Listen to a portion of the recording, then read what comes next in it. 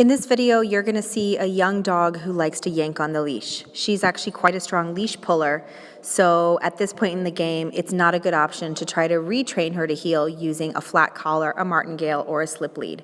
We're going to switch her to what's called a gentle leader, which is actually a really great tool for dogs that are super strong pullers like this dog. You'll see that she's probably had a lot of reinforcement for this behavior, which means that she's been allowed to pull, whether intentionally or not, to the point that she's learned that pulling gets what she wants.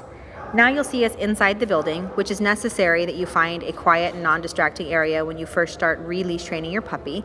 Here's the dog wearing what's called a gentle leader, and you'll see that I have the leash placed between my legs. This is for a little bit better control of the dog and so that I can be hands-free when working with the dog. It's really important that I have my left hand free to reward the dog for being in the right position. So you're going to see me walking around and giving the dog a piece of food every time that she is in the correct position, not yanking, lunging, or lagging.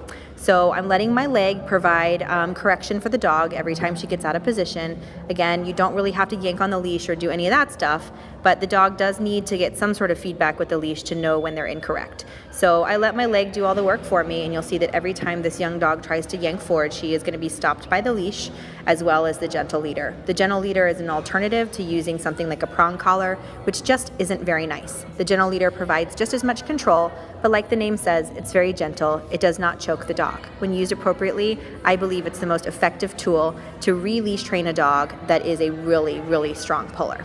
With a lot of repetition and practice, this young puppy can relearn that staying at heel position is the best place to be. So again, you'll see me walking around, changing directions, and every time this pup looks at me, pays attention to me, and doesn't yank me, she's going to be provided with reinforcement using a high-value treat. In this video, I'm using Natural Balanced dog food, which is a semi-moist dog food that a lot of dogs like. So don't be afraid to use whatever your dogs like to get the job done. You can always phase out food rewards later and replace them with things like love, petting, praise, or toy rewards.